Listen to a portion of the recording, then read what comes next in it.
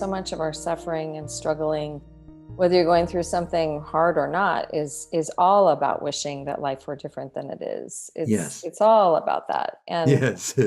yeah, I mean, when you can just be in life and just accept, even if you're having a low day, it's just like maybe I didn't sleep well, or, who knows why. You don't even have to have a why. Maybe you're just feeling low. It's okay to just be low. I think the fear that people have is that they're always going to be that way. The same fear that people have in grief. Well, if I allow myself to cry, I'll never stop crying. Right, right, right. And those are just things that are illusions that we tell Yes. ourselves. It's all very illusion oriented when we tell ourselves a story that we buy into. And I think the key is just to catch yourself in the act, Yes. just like catch yourself doing it and go, oh, whoops, there I go again.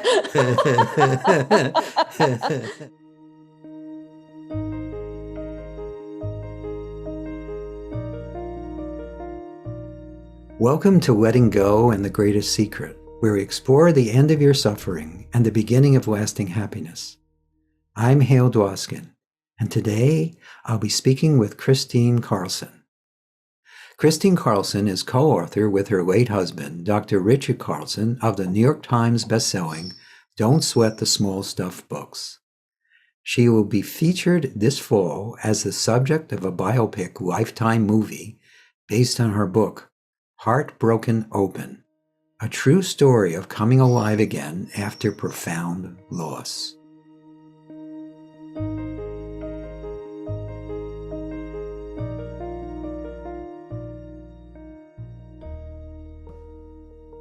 So, for the people who don't know who you are, even though you're very well known, would you mind just sharing a little bit about your story and how you got into doing the work that you do? Sure. So I'm probably most known for my work with my late husband, Dr. Richard Carlson, in the Don't Sweat the Small Stuff book series. He really was a pioneer in the field of psychology, as you know, Yeah, and I do. and I had the great honor of working alongside him while he was alive. Um, Don't Sweat the Small Stuff was his 10th book.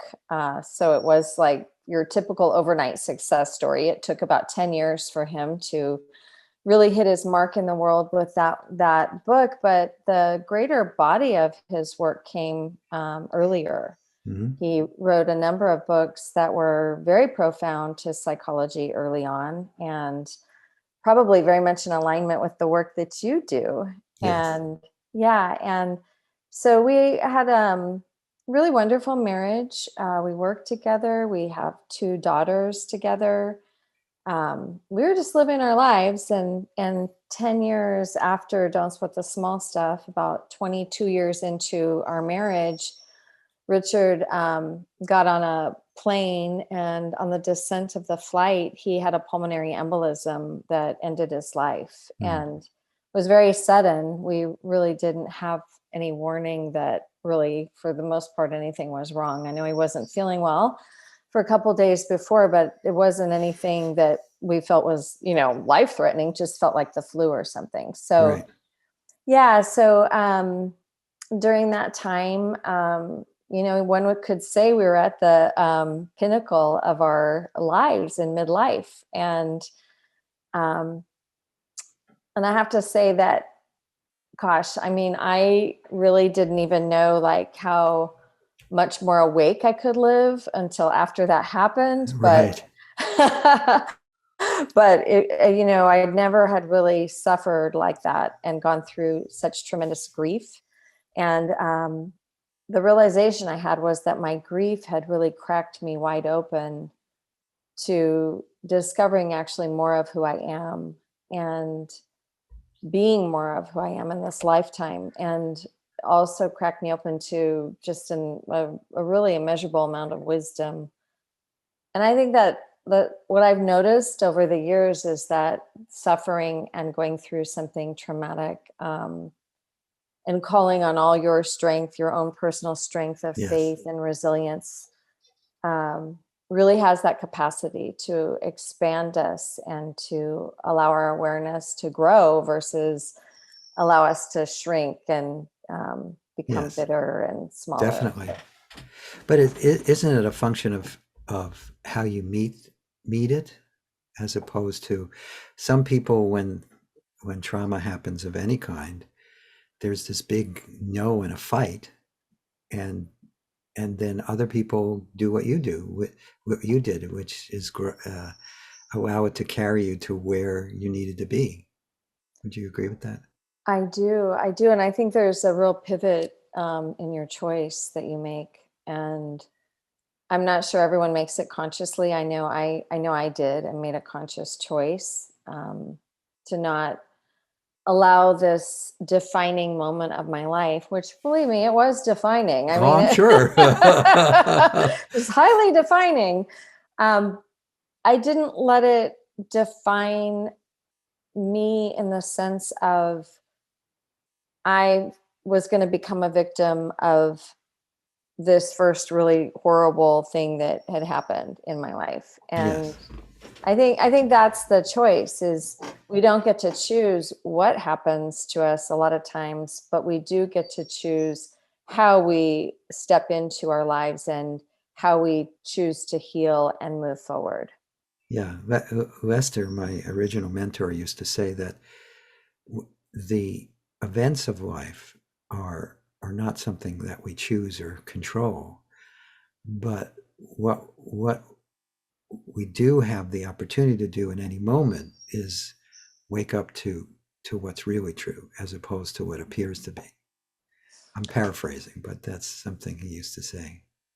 Yeah, no, it's so true. And I don't know what that is and why some people do and why some people don't. Maybe it's the journey we're on, the individual journey, the consciousness that we live in, the I mean, I kind of have this deep belief that our soul really is in charge and that we will the soul will get honored in this lifetime no matter what. And you know and you're gonna, everybody's gonna go about that soul path in a different way.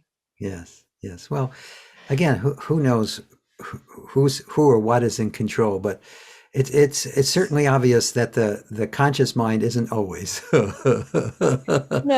for sure. I mean, when fear takes hold, fear is fear. Fear tends to run Yes, with its own path, and that's tough. It's a tough thing. We all have to meet our fears in life, and I like to think of fear as more of a navigational tool than anything. When I feel fear, I think, oh, that's just that part of my mind, that ego that's just getting the best of me in this moment, and I'm just listening a little louder to that voice than my true nature, which is much softer and much um, more like a whisper, more like a deep feeling of peace. yes, definitely. There is a profound difference between, I don't know if it's to what we're listening to, or but maybe it's how the listening is showing up. Because I think we're often tuned to the loudest noise or the most traumatic, the most jarring thing in our environment, but it's all just appearing in that same field. So That's right. yeah, that's beautiful. So how does your now the work, I am sure, has evolved since you've continued to carry it. How has it evolved? How has it evolved to where it is today?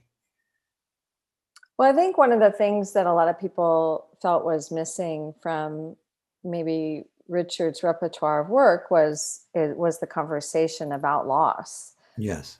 And it was very much about how to practice a healthy life and live your best life and and well, how not to sweat the small stuff, how to Right, keep how to keep life in perspective. which is a key learning. That's a universal thing that's useful for sure. Yeah, and I think now what I've done is tried to show that the same principles that apply to healthy psychological functioning in life when you're going on the joyride, they apply to loss as well. Yes. And yet, and I've always tried to say that, the truth is when you're living through something big, you get instant perspective about the small stuff. The small Yes. stuff becomes very, very small. That's true.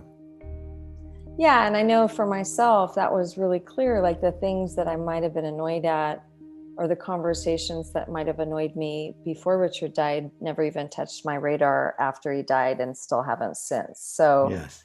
and I think that's how I think that's how I've expanded our work is by opening the conversation to healing and feeling, and that it's okay to, really, really okay to be in grief. Yes. That grief is more of a healer than an enemy. And I think so much of our culture wants to rush people through grief, and rather than just allow grief to be where it is and Yes. heal you and just be with it. It's painful. It's a painful time to be in grief, but crying and emoting that grief is very important. It's very healthy. Yes. However, whatever form it takes, is the thing about emotion is if there's a denying it or a fighting it, it it just it kind of twists on itself. Whereas seeing it as just a natural part of life and a natural part of the unfolding of all that is makes it much easier to deal with whatever is coming up, and can even feel less like a dealing with, just part of what's happening. Absolutely. I love to just look to nature, for the best example, and children too. I mean, Yes. children are such the best example of presence and being present with what is and whatever they're feeling and allowing it to just leave. I mean, I think Right. that's the healthy part is like go through it and let it leave. Right, right, right. Try and shorten your distance of how long you stay in it by just allowing it to, to be present and I mean the word emote says it all, right? Yeah. Yeah. Well, it's emotions are just energy in motion. And Exactly. and we try to steer it as opposed to just being the water that the wave is flowing through. Yeah. Yeah. Yeah, our work is very much about uh, welcoming and allowing, and it is just it's what's natural. Yeah, I love you mentioned children, because if you watch young children, they can have a knockdown, drag out fight and say, "I'm never going to speak to you again," and 10 minutes later, it's like it never happened. Yeah. It just disappears. Yeah. And nature too. You mentioned nature. Nature is exquisitely beautiful in that it is just how it is. Animals are just how they are. They don't have this overlay that we as human beings put on it, that this is right, this is wrong, this is good, this is bad. This needs to be different than the way it is. Would you agree with that? Absolutely. I think that so much of our suffering and struggling, whether you're going through something hard or not, is all about wishing that life were different than it is. It's Yes. it's all about that. And Yes. yeah, I mean, when you can just be in life and just accept, even if you're having a low day, it's just like maybe I didn't sleep well, or, who knows why. You don't even have to have a why. Maybe you're just feeling low. It's okay to just be low. I think the fear that people have is that they're always going to be that way. Like Yes. the same fear that people have in grief. Well, if I allow myself to cry, I'll never stop crying. Right, right, right. And those are just things that are kind of, I would like to say, just illusions that we tell Yes. ourselves. It's all very illusion oriented when we tell ourselves a story that we buy into. And I mean, it's kind of like, I think the key is just to catch yourself in the act, Yes. just like catch yourself doing it and go, oh, Whoops. There I go again. We can have some fun with that. Absolutely. Having fun with it is the key. And yes, sometimes it's as simple as just seeing, oh, that's that pattern again. Not, oh, that's that pattern again. Bad. Oh, that's the pattern again. I was working with somebody the other day, and he was saying, that he, just he's trying really, really working at kind of rewiring the way he thinks, and Yes. it's a whole lifetime he's had thinking a certain way, so it's Yes, yes. quite challenging. Yes. And and I made the comment to him. I go, well, one thing I used to do when I was younger was when I remember when I had to do that, and I was much younger. I was in my 20s or even maybe 19, and I learned to meditate, and I started to realize how crazy my mind was and Right. how busy and crazy and just crazy it was. And so I started to just say, and I think I might have gotten this from Florence Scovel Shinn. Do you remember her? I The don't. the the author of The Game of Life. Oh, I do remember the book. Yeah. Well, she was just incredible, just a pioneer of the times. Like, talk about knowing the secret. She was like wrote this book in 1920, and it altered my total existence. But one of the things she said is, when you catch yourself in the act of negative thinking, just say, oh, cancel that, or have a little saying that you say to yourself that says, just stop there. And but then my friend kind of improved on that. When I told him that, he said, well, because he's been meditating and learning, more transcendental meditation, he said, well, I think that sounded so abrupt to me, like almost like I was telling myself I was Oh, doing yeah. something Yeah. Yeah. Yeah. wrong. You're So I wrong. said, yeah. So he said, I think I started to just say, oh, just gently embrace it. Like, just gently, like you said, welcome it and just Yeah. embrace it and be with it. Yes. And I was like, yeah, you just improved on what I told you. So you're already turning into the teacher. So Well, isn't that how it is? One of the things I've noticed, I've been doing this now since 1976. One of the things I've noticed is the deepest learnings are just what gets called forth when you're talking with someone else who's come to you for assistance. yeah, Have you found absolutely. that too? Yeah.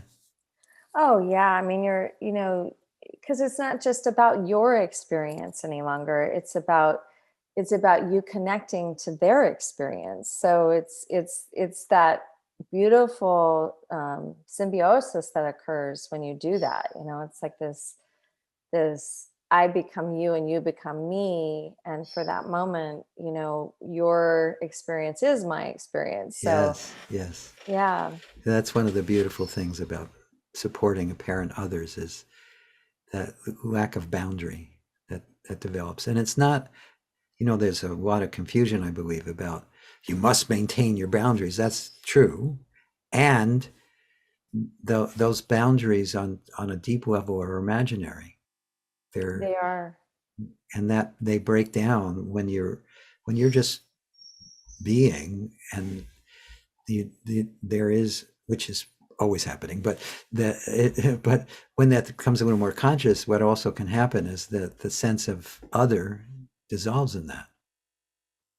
Yeah, I find that to be one of the most beautiful feelings, when you have that kind of connection with, yeah, with anyone. And Yes. also, I find that connection when I am in a highly creative space, and Yes.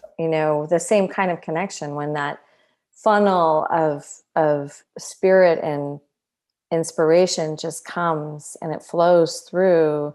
It's the same kind of thing. It's like you're such an open vessel that you don't have that boundary, which is what allows for Yes. such beautiful Yes. creativity. Absolutely. It how it feels on this end is that when the more there's an absence of the whatever you want to call it, but the sense of meanness, the more there's just this openness to whatever is in the moment. And it could be look like creativity, it could look like um, playing a sport better, it could look so many different ways. Or it could just be walking in nature. You mentioned nature earlier.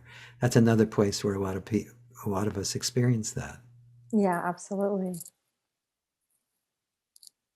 So,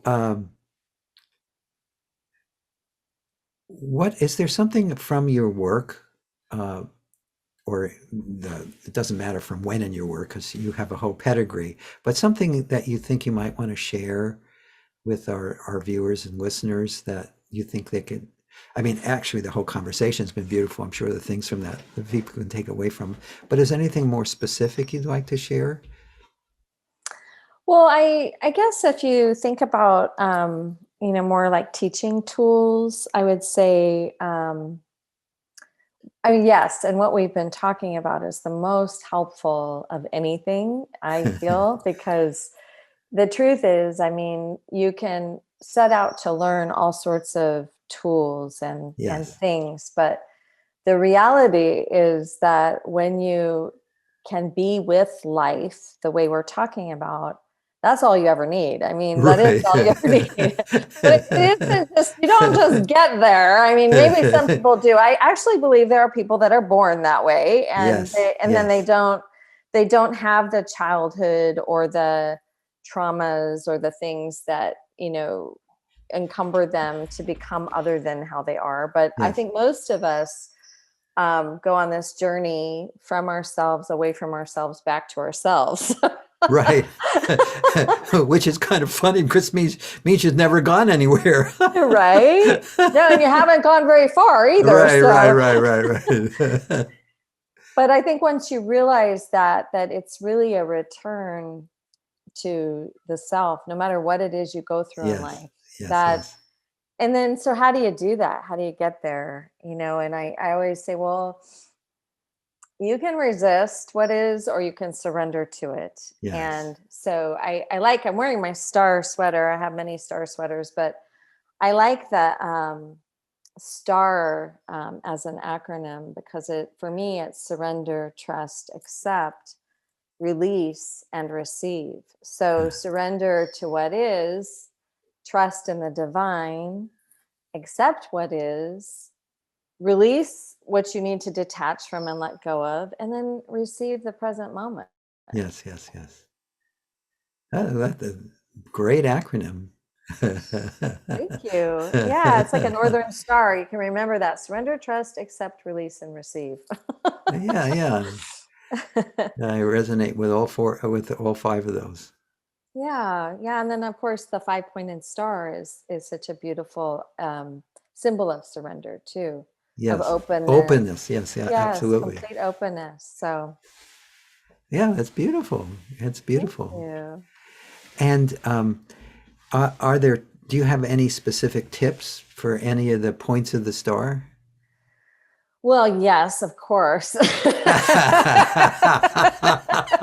I thought you might.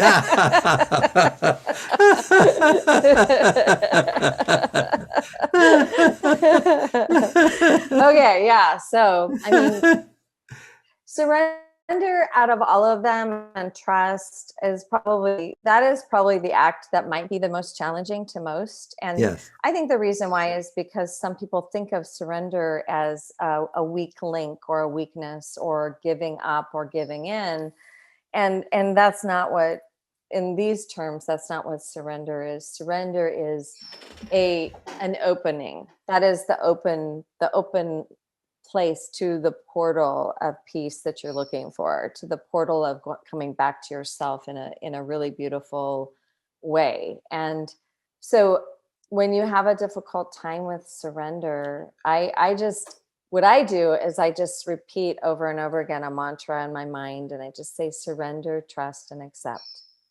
Surrender, trust, and accept. And I do a lot of, breathing. When I was in grief, I would lay on the floor in a spread eagle and I would allow my body to surrender, because I realized that my body was going to teach me how to grieve. yes, And I yes, would yes, look for the tightness in my body and I would jiggle it, or I would tell myself to let that go, and then my tears would come, yes, and when my tears would come, sometimes my screams would come, yes, yes, yes. and then I'd get up, dust myself off, and what did I feel? But I felt bliss. I Right. felt total bliss. I'm like, okay, there we go. The brain totally rewards you Yeah, yeah, for yeah. doing what's right, and the body does too. And Yes. so, I think that surrender is the place that you have to be, like, to really open to what we're talking about. And even surrendering it. We've all had like great days and we've all had bad days, Absolutely. like Yeah. surrendering to a bad day, just saying, oh, well, maybe the day is going to get better if I don't fight this so hard, Right, right, right. like if I just in it and I just know that this too shall pass, then I can surrender to it. It's just like being in traffic. Richard used to love that analogy so much because there's very little that any of us can do about traffic. But you can surrender to the fact that you're in traffic. So you turn on the radio, you think about, well, maybe I can listen to a podcast. Like I can listen to Hal. Next time you're in traffic, listen to Hal. Your traffic will be so much better. But you just surrender to where you are and you're in it. And then trust just has to do with flexing those faith muscles, like asking yourself to trust where you are, to trust that life will hold you, that Yes. everything's in this moment is going to be okay. And I mean, I can't tell you how many times I say that to myself. It's going to be okay, Chris. It's really going to be okay. It's going to be okay. It's going to be okay. Sometimes you have to say that a lot before you believe it, but Right, right, you right. can keep telling yourself. So how you talk to yourself and the kind of language you use and the kind of self-compassion that you bring Yeah, is very, compassion is very, important. very, Yes. very important. Yeah, compassion is really just an act of love, of self-love, and Yes. of love for others. So I think those are some tips that I know it all seems very in the air, but it's so much, I think, of life is about mindset, and it's about being able to work with yourself in that way, really Yes. to be able to do the inner work. And I wish I could say I always had it all figured out. I don't. I mean, I Well, I think definitely that's a have my good thing. moments. Yeah, I have my moments, and I'm I'm really good like 80% of the time, and then 20% of the time I'm in it like everyone else and still working on it and going, oh God, that really pissed me off what that person said. Yeah, but isn't there also this acceptance that develops where even at the worst moments, there's this inner knowingness that this too shall pass, or this is how it's appearing to happen in this moment, and you've experienced enough to know, well, so what? Yeah, absolutely. And again, it's kind of how how quickly can you gain perspective when you've lost perspective, Yes. and and it's not just a head thing, it's a heart thing. It's kind of a communication, I think, that happens between the head and the heart. Yes, yes. It's a yeah, it's been an openness in within you to, to be human too, just to be Oh, human. absolutely, Yeah. absolutely. Yep. And isn't it also that when you really surrender, the head and the heart spontaneously uh, just find a harmony between the two, and it almost feels on some level like the mind kind of surrenders to the heart or opens to the heart. Yeah, I think so. I mean, I think there's so much research now that shows that too, that the heart actually has brain cells. Yes, So, yes. so the other has to be there's this connection, this emotional connection between the head and the heart, and how you feel, and all of it. Yes. A relationship. Right. A marriage. Yes, absolutely both. Hopefully a good relationship or a good marriage. Exactly. One Yeah, that you can always work on. that's true. But also, if there's just like a marriage or a relationship, if there's an honoring and a caring for the other one and an openness to the other point of view, uh, there's automatically more harmony and more spaciousness and more the ability to just be yourself in that relationship. Yeah, I agree. I agree. Wholeheartedly. Yes.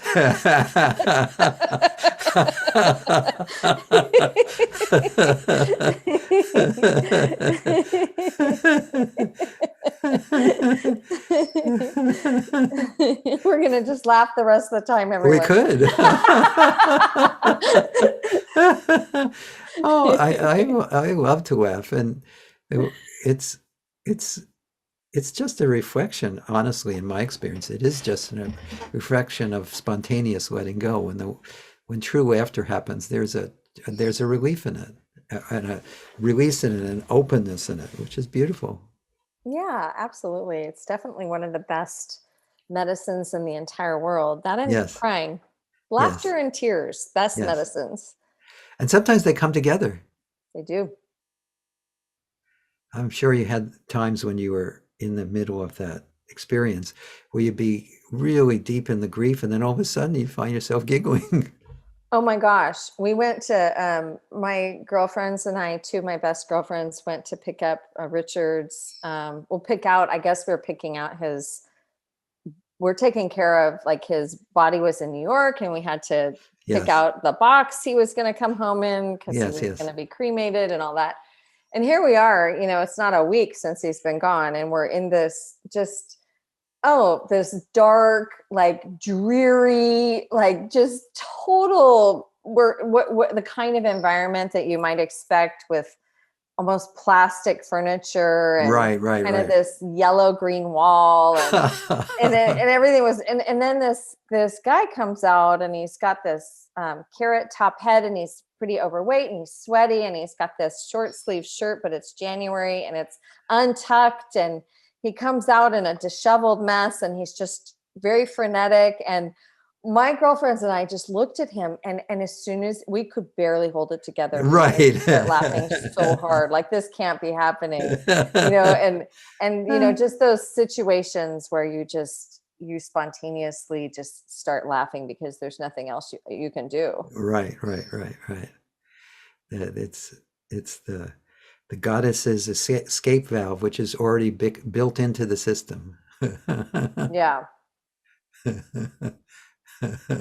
Even in times when you don't think Oh, it's appropriate, it doesn't right, matter. especially then. Like church or something. Oh, right. In church. Yes, absolutely. Yeah, it's supposed yeah, churches, synagogues, mosques are temples. They're supposed to be very serious places. Yep. I think if there is a god or a goddess, he or she or it is laughing all the time, Oh especially yeah. at our seriousness. Oh yeah. I've always liked to pretend that what would a Martian in space looking down at us say about how we live? Like, I'm sure I always think of, if you think of God as a patriarchal figure every now and then, like how I grew up, then I always think he's looking at us saying that. Oh my God, really? You're really doing that? How are you really living that way? Clearly, really? Oh, I can't believe this. How much of a mess can you make this? Yeah, that's great. So, anything else from the body of work that you have? It's such a broad body of work. I mean, even just reminding people don't sweat the small stuff. Yeah, And right. I saw this T-shirt years and years ago. On the front, it says, "Don't sweat the small stuff," and on the back, it said, "Everything is small stuff." Yeah, yeah. That's the saying. Don't sweat the small stuff, and it's all small stuff. Yes. Um, yeah, I mean, that's just such a really Buddhist way to live if you think about it. So Zen, Yes, just totally. very, very, live in the present moment. Don't.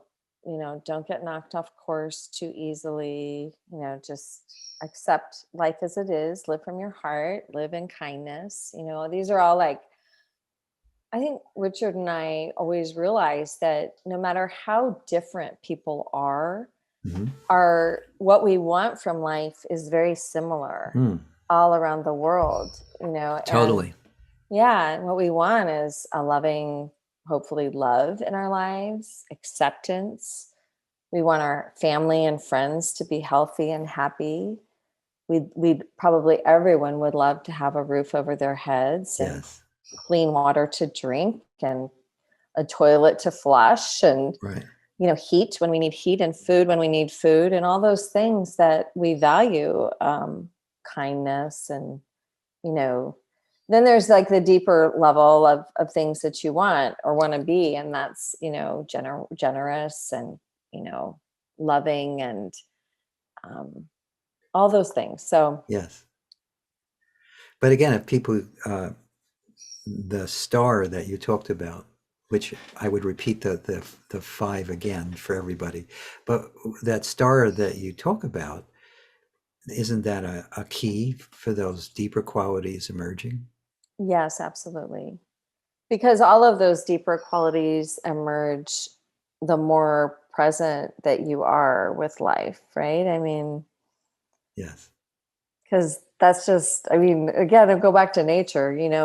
If you look at a tree and how a tree lives, it's just a tree. It's a Yes. tree living in the elements, and and we're kind of like that in our own lives. We're in our lives, but we're the tree, and I think it's easy to forget that the fundamentals of human nature are very pretty simple, Yes. and we complicate things a lot. A lot. Yes. Yes, we have very crazy stories we tell ourselves that complicate our lives. And Yes, yes. And the tree has no story about growing, it just grows.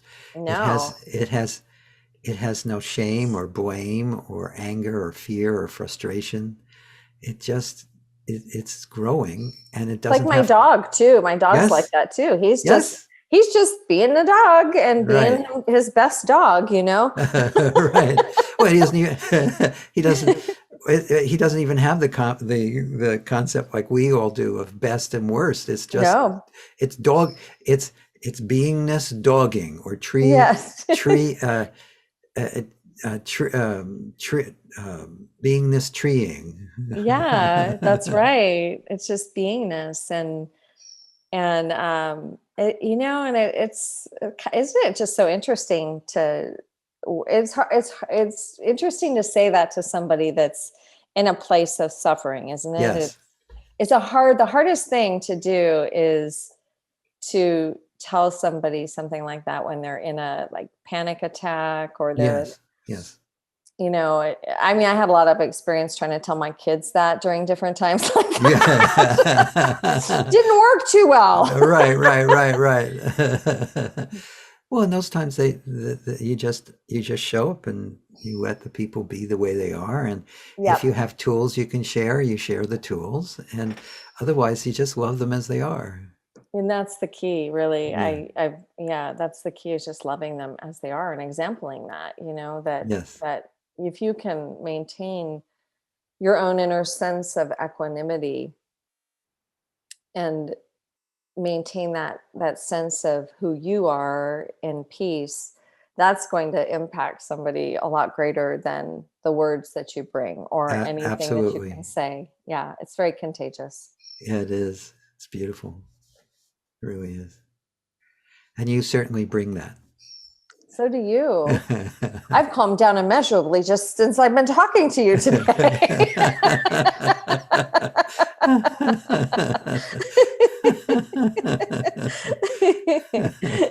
The feeling's quite mutual. It's been a pleasure having this conversation. Really, Oh, you too. You're just such a lovely man. Really, really lovely. I'm so happy to know you and to meet you. And likewise, yeah. likewise, likewise.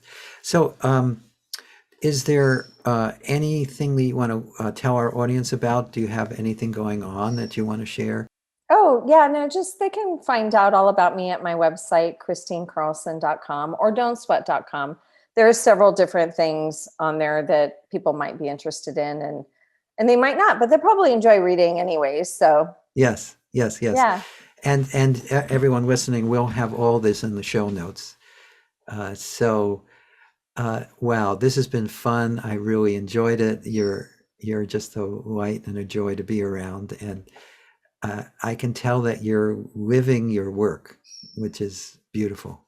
Thank you, Hal. You too. I feel that about you too. It really resonated today very beautifully. Thank you Yes. so much with all my heart.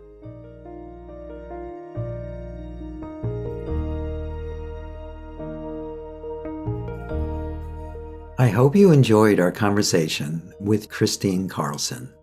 You can learn more about Kristine at KristineCarlson.com. That's KristineCarlson.com. If you've enjoyed this podcast, please subscribe so you have immediate access to future episodes. Please give us a 5-star rating and share it with the people you care about. If you'd like to learn more about my work, my mentor Lester Levinson's work, and the Sedona method, please visit www.sedona.com.